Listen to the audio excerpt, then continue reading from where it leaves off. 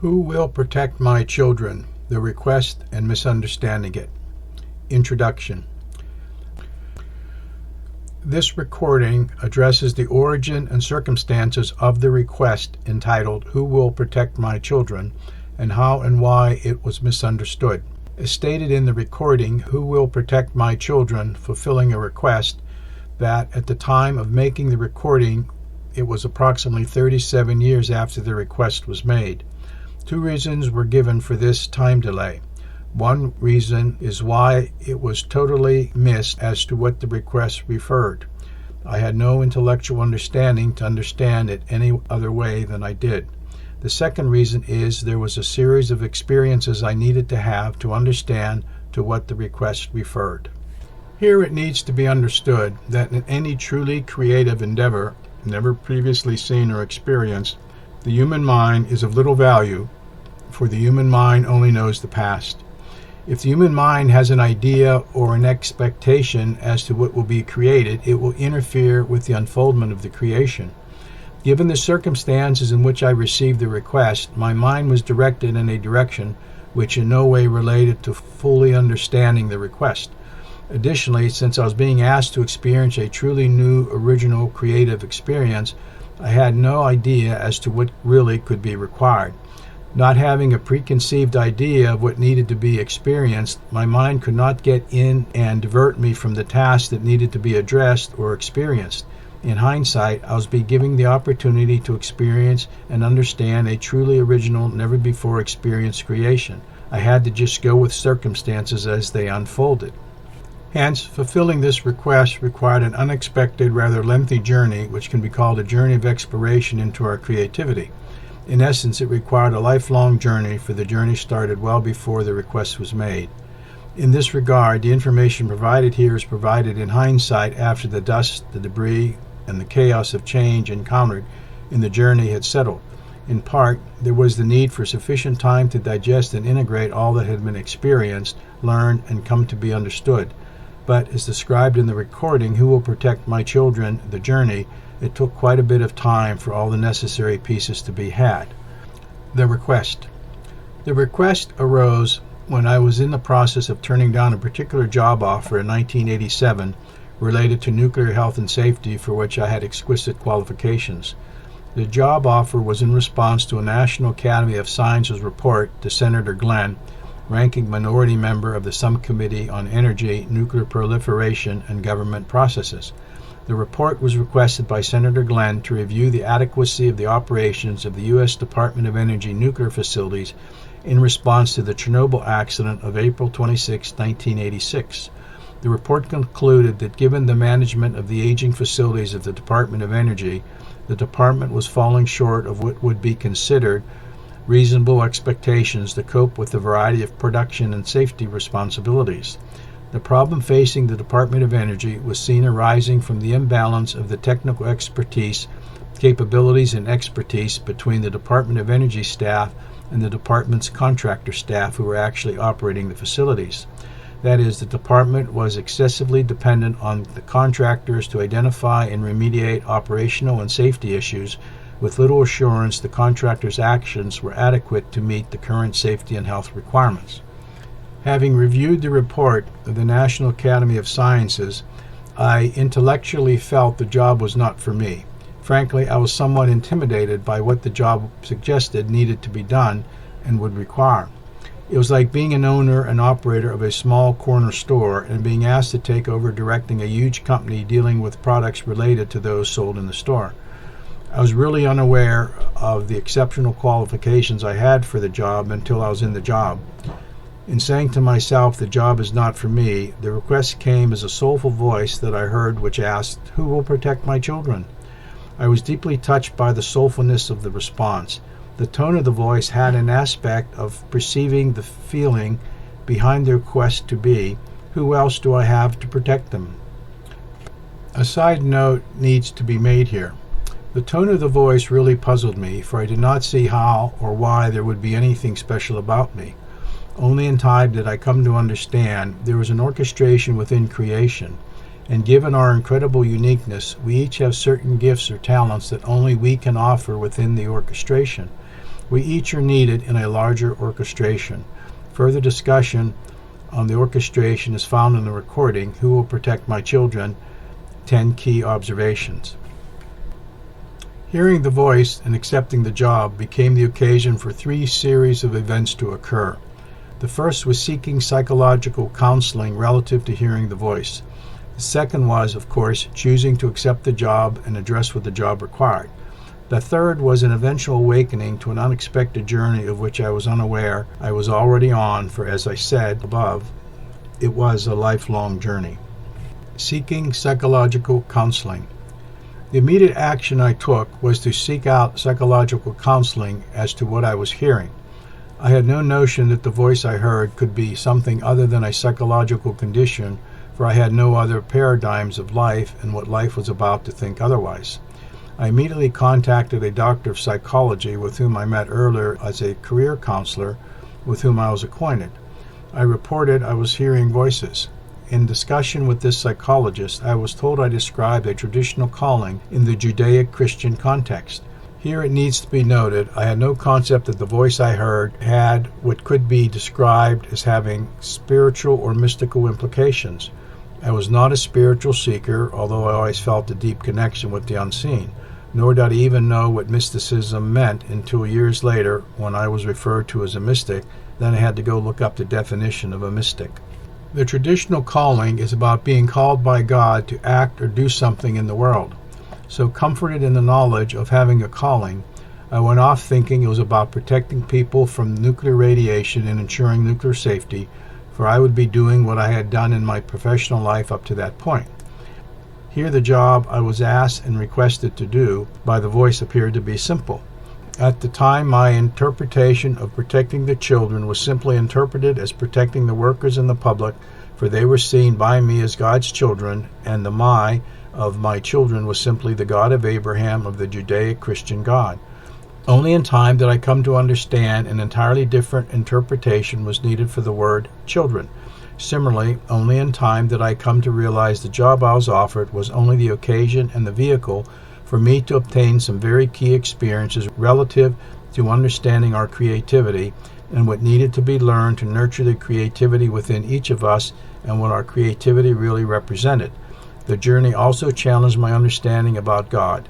Quite simply, the Judaic-Christian God of Abraham was not up to the task for the experience I was having and going to have. In any case, given my understanding and concept of God, which I was taught and how I was taught, and understood how creation and the world in which I found myself worked, I was at peace at being what I was asked to do. For all practical purposes, I felt I was on a mission from God and was empowered by the belief to endure the many challenges I would face.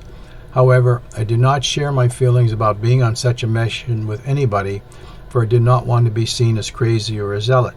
It was between me and the voice, except, of course, for the psychologist I consulted.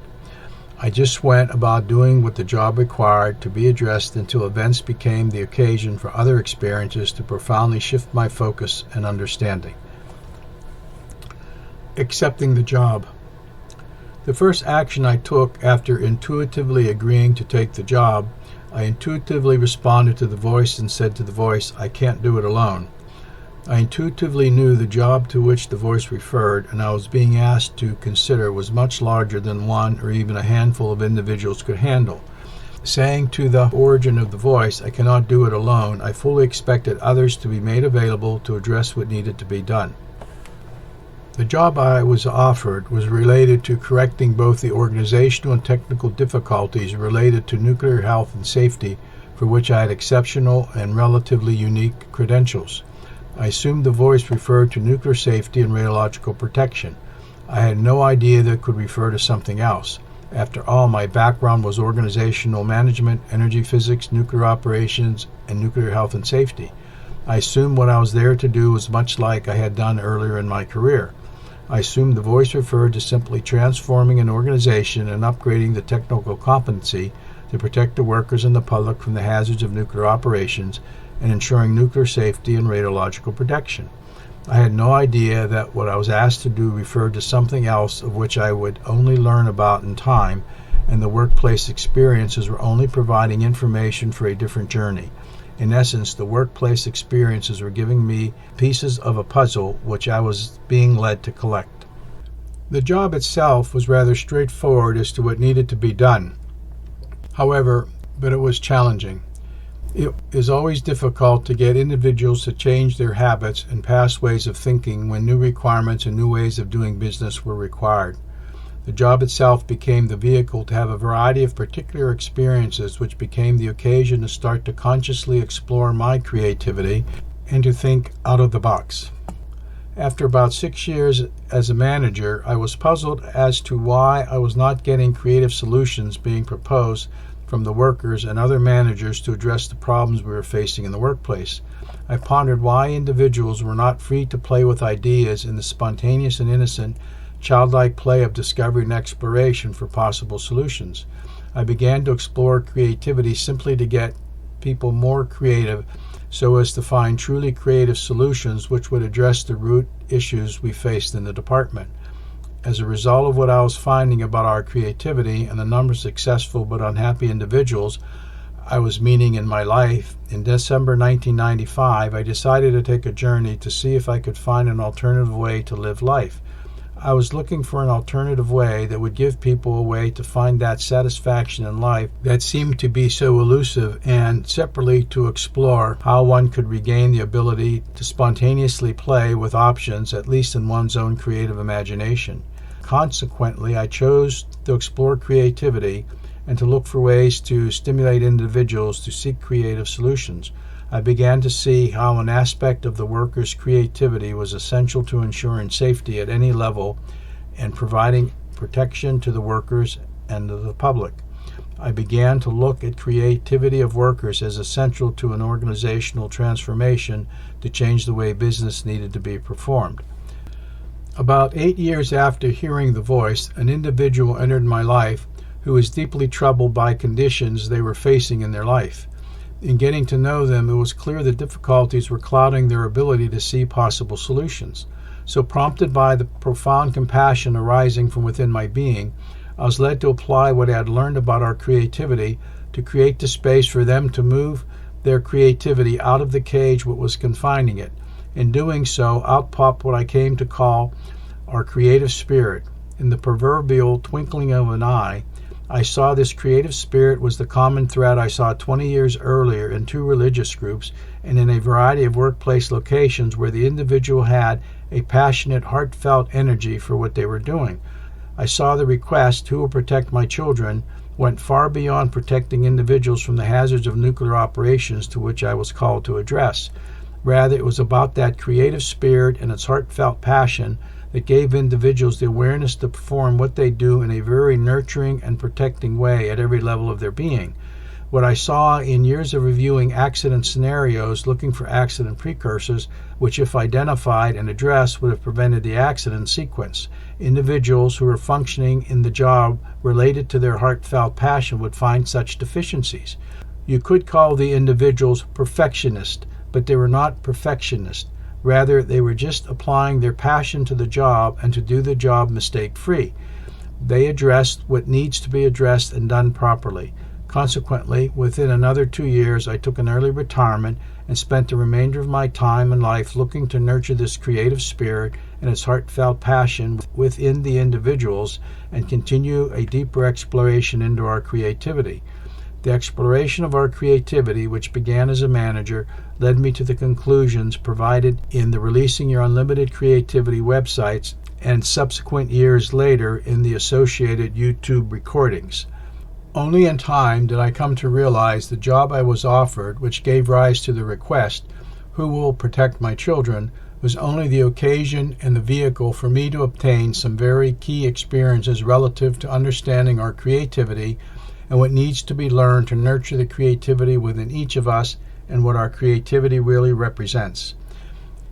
The journey also challenged my understanding about God and how creation worked. In the same proverbial twinkling of an eye previously described, I saw the weave of my life all the way back into my childhood, which prepared me for the realization about the existence of our creative spirit and its heartfelt passion. It became very clear how my life was orchestrated. and, as previously said, I was on a lifelong journey into the exploration of our creativity and what it really represents. Eventual awakening to an unexpected journey. The third event, which occurred in response to accepting the job, was an eventual awakening to an unexpected journey of which I already alluded.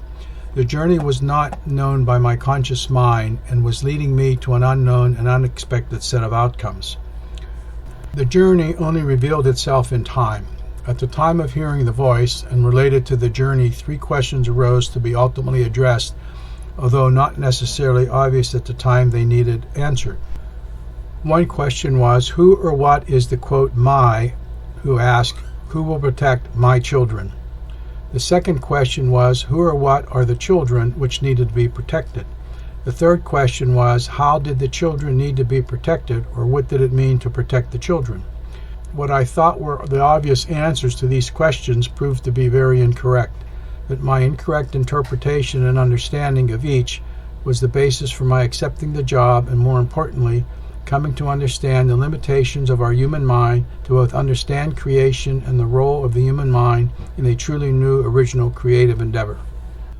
The correct answers to these 3 questions only came in time as the journey of exploration unfolded, and I gained more experience relative to what the journey led me to experience.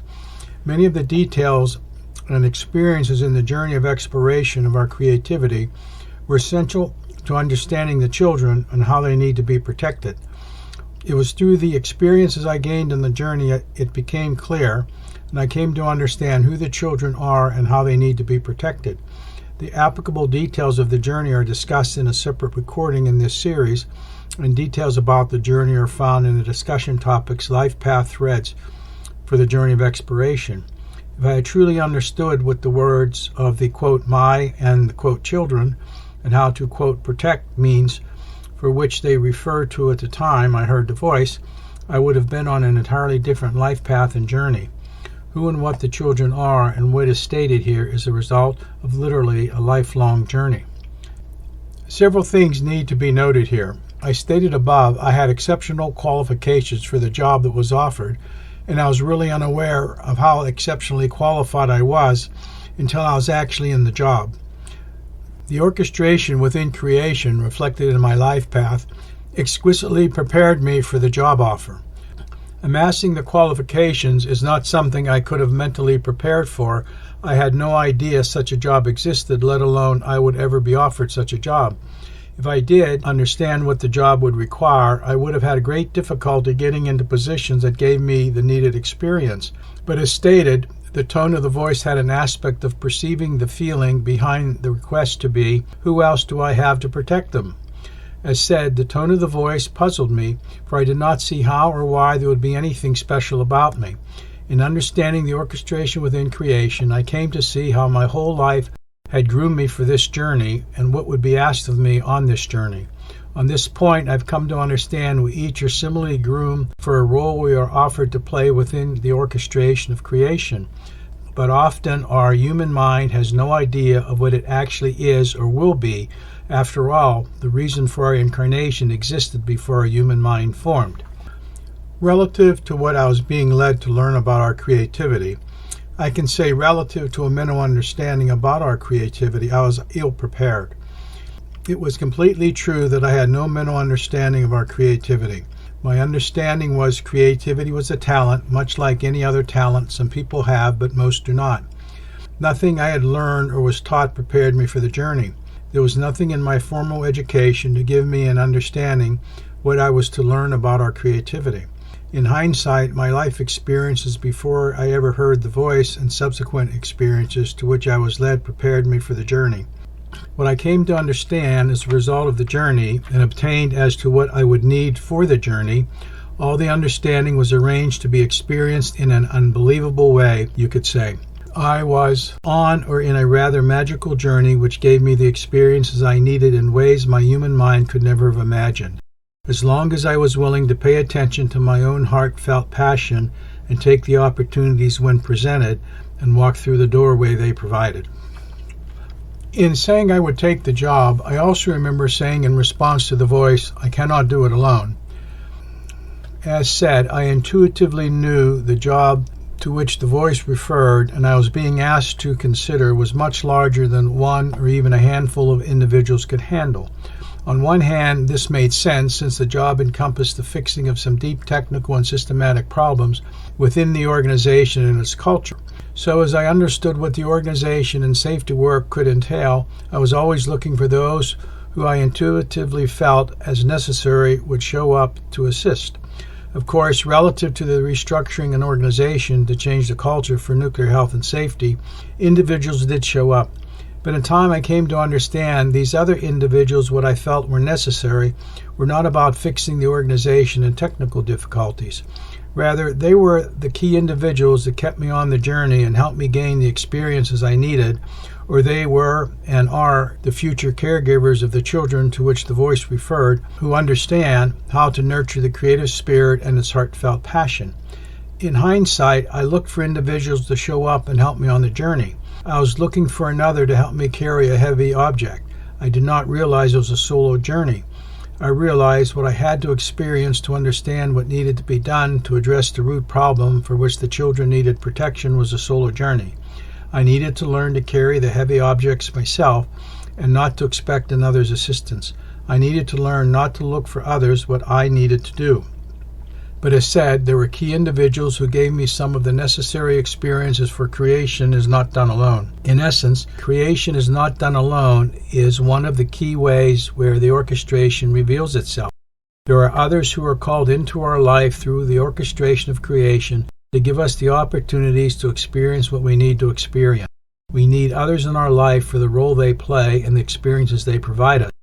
It is hoped that releasing your unlimited creativity websites and YouTube recordings provide at least some of the information you need to make your journey faster, easier, gentler, and more playful than you otherwise might have. The misunderstanding.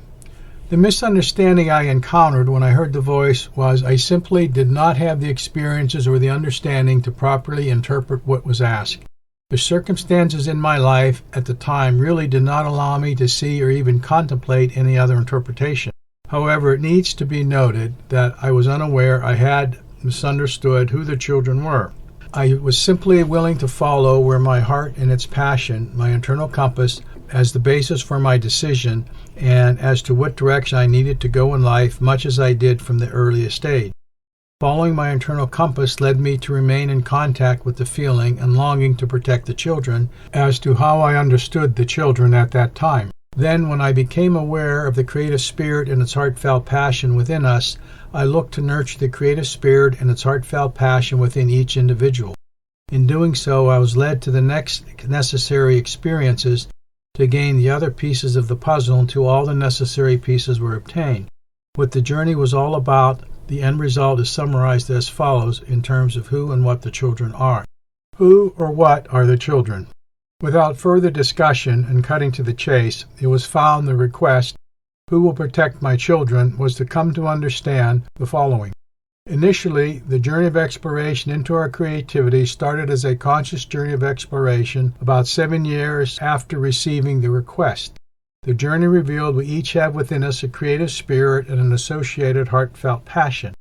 If we are unable to live and express this passion to a sufficient degree, we will feel something in life is missing and may even feel an outright pain, and that life is somehow not worth living. In seeking to look outward to try and address what seems to be missing, no solution is found, for what is missing is inside of us. That is, something within us associated with our creative spirit and its heartfelt passion is unexpressed for whatever reason it may be. To help individuals access their creative spirit and its heartfelt passion, discerning personal truth and calibrating your internal compass exercises were created, and guidance provided as to learning to navigate from the heart. These efforts seem to address understanding the children, the creative spirit within each individual, and how the creative spirit can be protected by learning to navigate from the heart. Approximately 10 years after the request, the effort appeared successful and appeared to address the request, "Who will protect the children?" The remaining task at the time appeared only to require figuring out how to package and communicate the understanding about our creative spirit and its heartfelt passion. Here I could stop and say by assisting others to access and freely express their creative spirit and heartfelt passion, I would be protecting the children.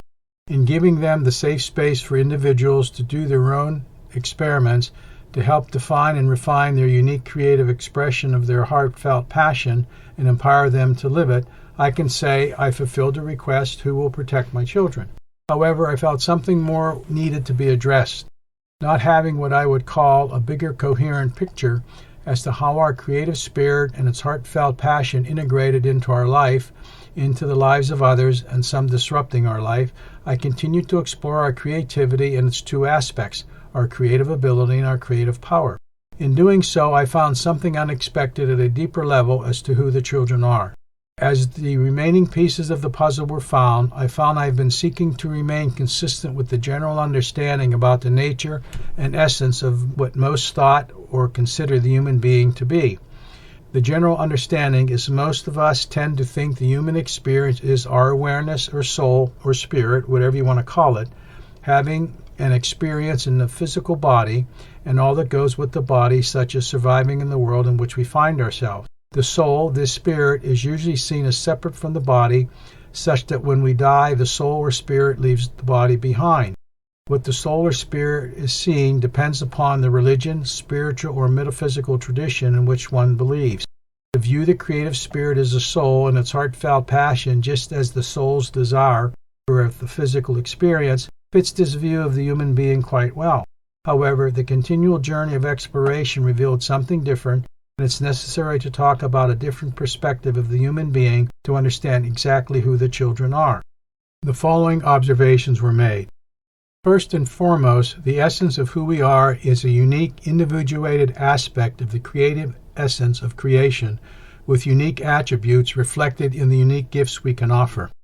As this unique, individuated aspect, we each are incredibly unique, and all that we experience and all of our perceptions are subjective. Our awareness, that part of ourselves that can stand apart from our human mind and what we think and believe, that can just watch and observe, has the ability to place itself into any aspect of creation to observe and experience creation. It possesses a free will to do so. That is, this awareness is simultaneously separate from the whole, but an integral part of the whole. Think of a piano. The piano has 88 keys. Each key is an individual key, yet each individual key is integral to the whole piano. The piano is incomplete if one of the 88 keys is missing. Each key functions in the same way as any of the other keys, but each is uniquely different. So too our awareness. Here an important note needs to be made.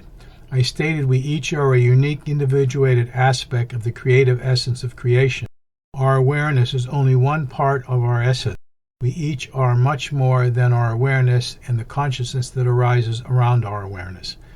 In the recording, What is a Human Being as Seen as a Result of the Exploration of Our Creativity, I described the human being to be composed of three parts, and each plays specific roles in the human experience of life. There is a body, which is an energy-based vehicle for the experience.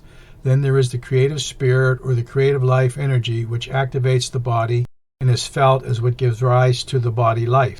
Then there is the higher self. Our higher self is the aspect or a fragment of the consciousness which lies within and behind creation and contains our awareness.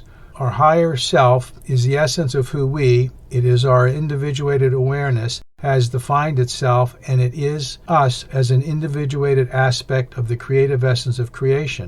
Puzzling as it sounds, our higher self, who we really are, remains outside physical creation. Yet, as an awareness, it places an aspect of itself into physical creation as an incarnate aspect of itself. This incarnated aspect then forgets its relationship with the higher self in order to have the physical experience it desires. Think of it as entering a swimming pool to swim. One has to be fully in the water to swim in the water. Similarly, we have to be fully in physical creation to have the experience of physical creation. Our awareness must forget a part of itself lies outside physical creation. Otherwise, we would not be able to have the experience of what it means to be physical. Returning to the swimming analogy, we cannot be in the water swimming and then get out of the water and expect to continue swimming. We have to remain in the water to swim. So too for us to experience physical creation. We have to place our awareness in physical creation and keep it there for the experience of physical creation. The usual perspective is we, the human being, is just composed of these three aspects. This perspective goes a long way in explaining the human experiences as most understand the human experience. It is this perspective that gives rise to the perspective that the human being is somehow living in separation from the source and oneness of creation. It is here the journey of exploration revealed something different. But to see it, I had to step out of the typical way humans tend to perceive both what it means to be human and how creation is typically seen to work. What was revealed in obtaining the seemingly last piece of the puzzle in May 2024 was a profound subtlety that goes back to the nature of the human mind and gives rise to the experience of separation from the source of creation. It needs to be understood the human body was being developed in the mother's womb long before the individual's mind came into existence, nor did the human mind give rise to the creative life energy reflected in the creative spirit which energizes the body. Nor does the individual's mind have to be involved in the body healing itself. The orchestration within creation has taken and does take care of that. You can look at the orchestration within creation as the self-organizing feature of creation, which is often experienced and called an intelligence or the wisdom of creation, which runs our body and repairs itself without our mind stepping in to do anything about it. So it is clear there is much that goes on with the body and our life, which our human mind is unaware if not involved. Quite simply, our human mind does not see nor fully understand the bigger picture of the orchestration of creation. Now, our higher self did exist before both the body and its creative spirit started to form and unfold, but it is not what created the body and its creative spirit. That is what came as a surprise. It became very clear that there's an orchestration in creation reflected in our life path and the reasons for our incarnation. That blueprint for the orchestration of creation is beyond whatever blueprint exists for our life path and our reason for incarnating. But our reason for incarnating and the blueprint for our life is part of a larger orchestration of creation and part of its blueprint. Our higher self either accepted its role in the orchestration or our higher self designed our life in conjunction with this larger orchestration to be consistent with the orchestration. However we choose to look at it, we as a human being are playing a role within a larger orchestration. You can think of our role in the larger orchestration as a simple key played on the piano in a symphony. That single key is played as required throughout the entire performance of the symphony in line with its part in the larger orchestration of the symphony. What is occurring relative to the children in the request, "Who will protect my children?" is that our awareness, that part of our being that can detach and just observe, has been offered a unique personal opportunity to experience the creative essence of creation which gives rise to creation in a profoundly intimate and unique way. The creative essence of creation is expressing itself through our body as our creative life energy, our creative spirit, giving life to our body, and it is the child of the creative essence of creation. That is, the children to which the request, "Who will protect my children?" refers, is the creative essence of creation, or alternatively said, although not an accurate description, is the personified term, the creator, if you wish, expressing itself through each individual human. That is, the individual awareness which is perceived as our awareness is not one of the children of the creator in this request, "Who will protect my children?" Rather, the children is the creative life energy giving rise to the body and the life within the body, and within each of us are the children. The children refers to the unique creative spirit within each of us desiring to be expressed as a part of the orchestration of creation. Within the overall orchestration of creation, our body and the body's creative life energy, as the creative spirit and its heartfelt passion, is ultimately here to fulfill a role assigned and created by the orchestration of creation. Our creative spirit and its creative life energy is the creative essence of creation, creating creation through unfolding the life-giving energy through our body, and is experienced by us as the creative spirit and its associated heartfelt passion within each of us. In the simplest terms, we have been invited to experience the creative essence of creation, creating creation through the experience of our body. We individually have been asked to experience the answer to the following question, asked by that which gave and gives rise to creation. What does my essence as the creative essence of creation, look like expressed through the biological system of a human being named blank, and you, the listener or reader, fill in the blank with whomever you think you are. The creative essence of creation chose the form of our human body as the vehicle and all that comes with this body and it is encompassed by this body for the desired experience of the creative essence of creation at this time and place. Alternatively said, we, our awareness, have been given the opportunity to experience, as a minimum, to observe, witness, and dance with a unique unfolding expression of the creative essence of creation through the flow of energy we call life through our body for this time and this place. It is here lies the human perception that the humans are somehow separate from the source and the oneness of creation. If the human mind takes the creative life energy within us and directs it into the desires of our human mind, we will live and experience separation.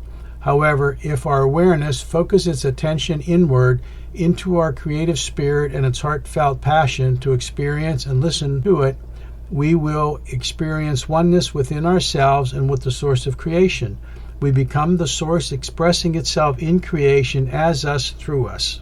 That is, as an awareness, we are offered the opportunity to create with the divine essence. We have the choice to learn to dance with this energy or try and control and manipulate it. We are not here to control this energy with the human mind that develops in the consciousness of our awareness, as a result of our human experience and what we have come to think and believe. If you wish, look at our role as the part an instrument is assigned to play in an orchestra. When the orchestra performs, our instrument is asked to play its part as orchestrated within the orchestrated piece of the music. Now, the musician playing the instrument can play the part assigned to them, or they can play whatever they want. Obviously, if you want harmony in the orchestra, you play the assigned role. So too our role in the orchestra of creation. If one is not experiencing harmony within creation and within all levels of their being, there is the need to consider if they are not playing their assigned part. The greater harmony within all levels within one's being, which one experiences in their life, the more one is in alignment with the part our awareness agreed to play.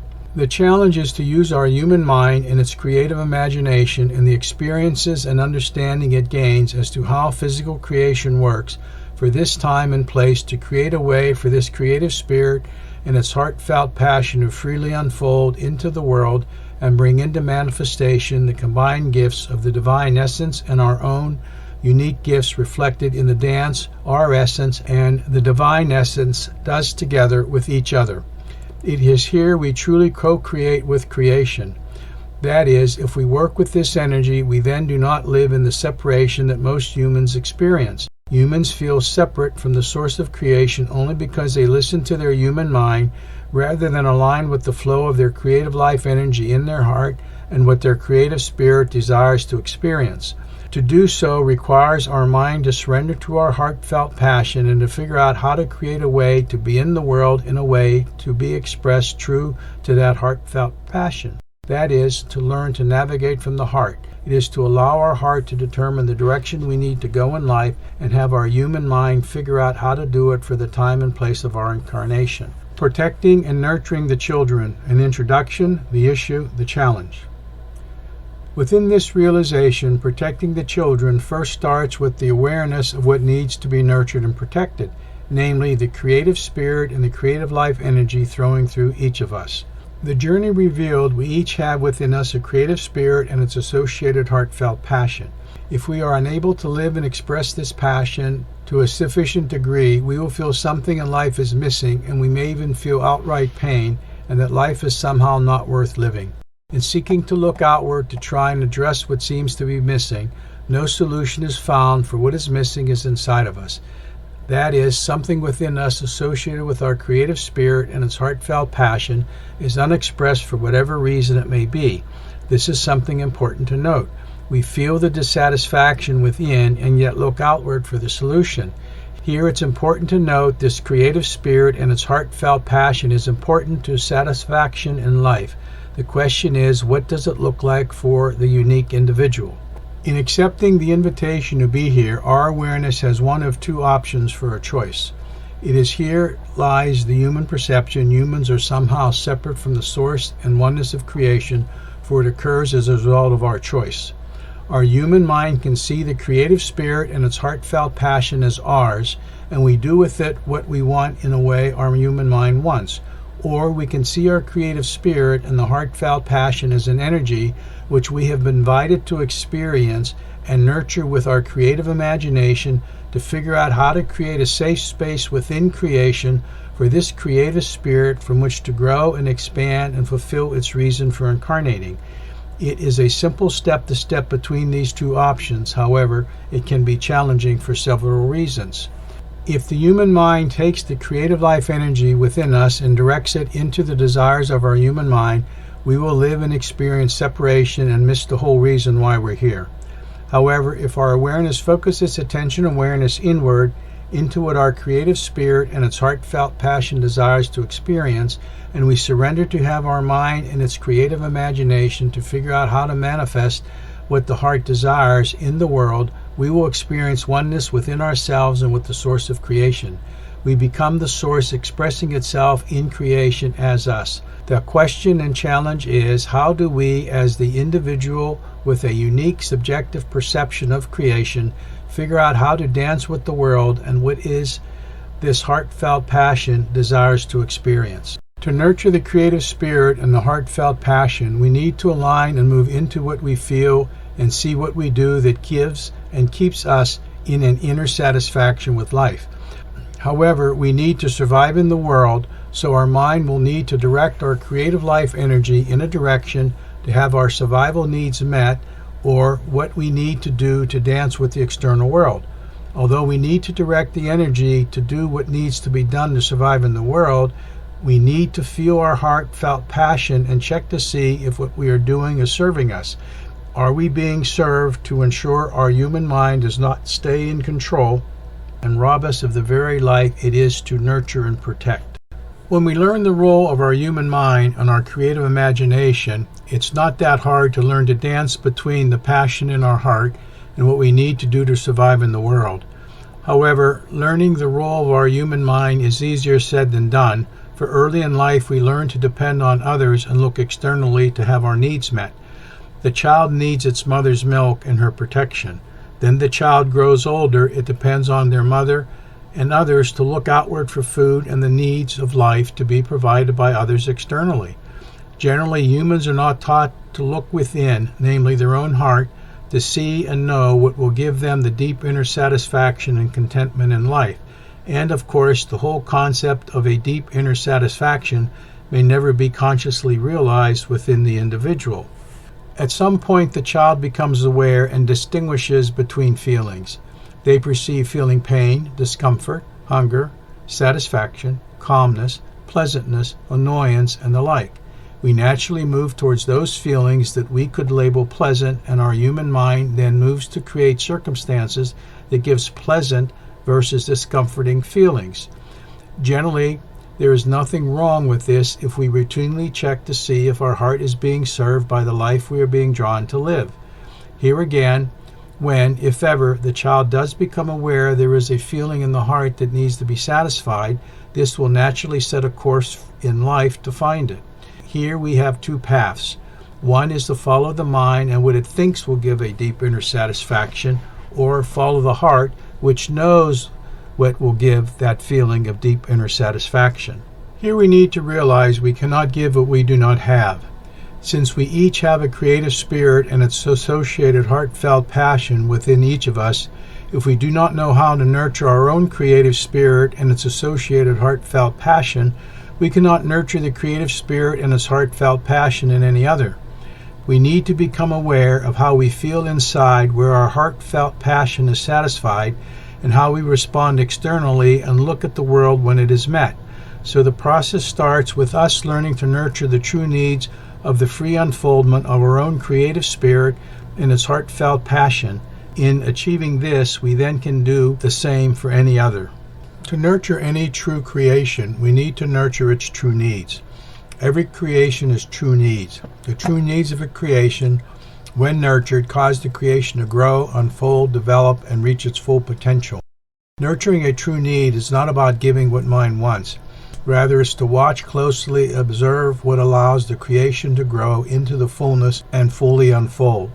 Then, nurture what is needed for that unfoldment. True needs are unique to the creation. To start the nurturing process, we each need to look into our own life and observe what are our true needs.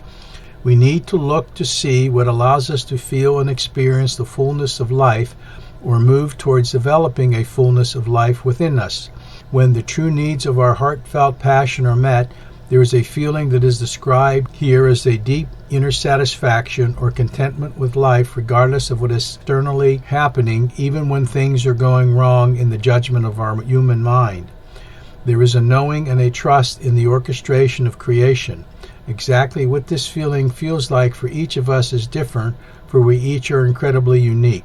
We each need to do our own exploration to discern what this inner satisfaction feels like to us and learn to follow it if we hope to nurture what our creative life energy desires to create. Here it needs to be noted, we are an unfolding creation, and our creative spirit and its heartfelt passion are not stagnant. We will need to continually pay attention to ensure our correct needs are being met in the moment. We need to understand our true needs will change as we unfold in our life. There are two types of true needs. There are true needs that once met are no longer needed. Then there are true needs related to the creation growing and continuing to expand. There are things that will be needed continually, and we need to be observant to see if the true needs we are addressing is something that is a one-time need, and once it's met, the creation moves past it, or is it something that continually needs to be provided and nourished so the creation can continue to grow into the expansion of the fullness of what is possible? If we seek to nurture a true need after the true need has been met, we will cause ourselves to stagnate. In essence, we would not be nurturing the true need, which will allow us to grow. 3 things are recommended to get an understanding of one's true needs to dance in co-creation with the creative life energy sustaining us. The first is to discern one's personal truth, to understand what serves and doesn't serve one's being. The second is to calibrate one's internal compass to understand what type and kinds of activities gives a fullness of life and a desire to engage life that are fulfilling. The third is to hold one's creativity sacred and explore where and why we're not allowed to explore options. In holding our creativity sacred, it gives us the option to explore the diverse areas of life and to see where true needs may lie that have been overlooked. Because of programming and the environment in which we are raised, often there are aspects of our being which are never explored and can be key to our overall growth and role we incarnated to play.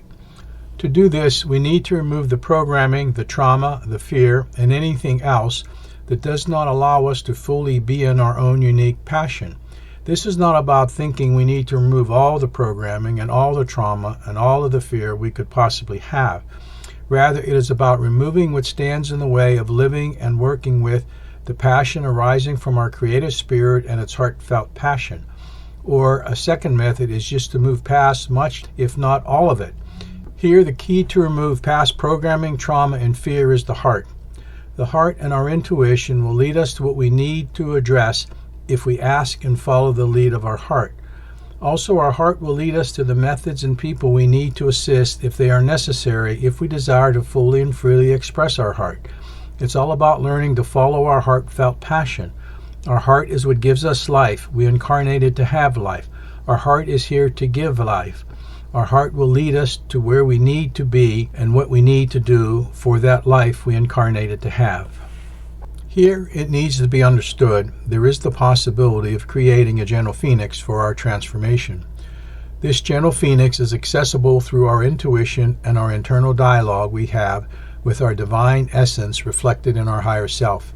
Here, it needs to be noted the term gentle phoenix is in reference to what individuals have encountered in the past, in which they encountered in the various spiritual paths, traditions, and all that individuals think they need to do, often based upon what others have told us to do or guided us to do.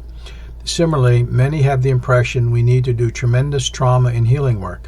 Many expect to encounter a dark night of the soul.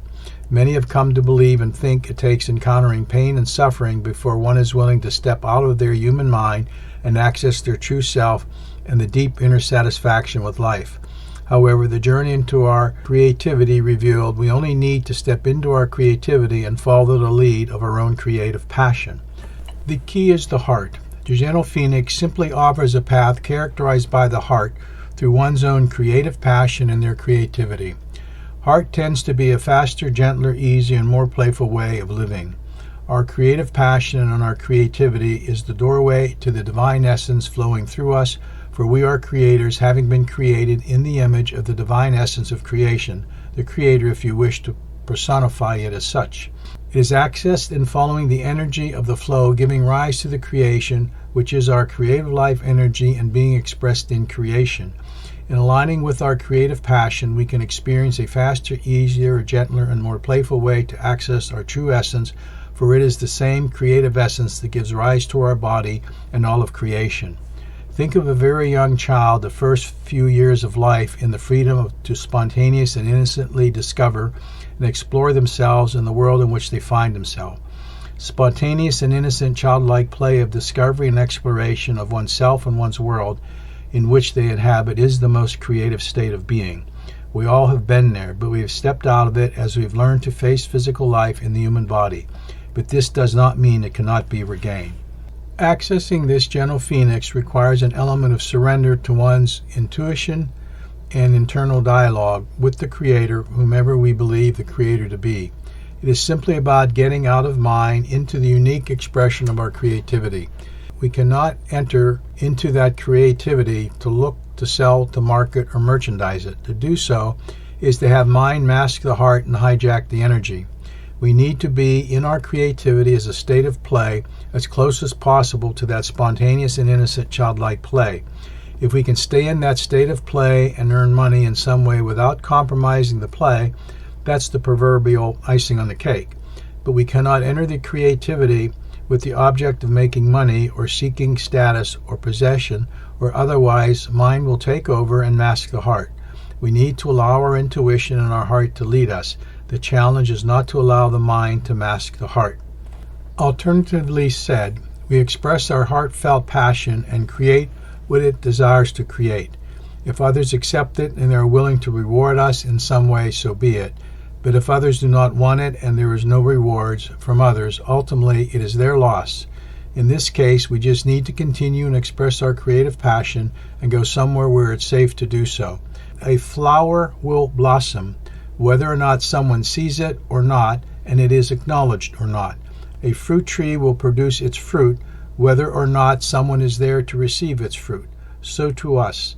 We need to allow our creative life energy to express itself in the way it desires, whether or not it is received. We just need to apply our creativity to create the space that it can be safely expressed.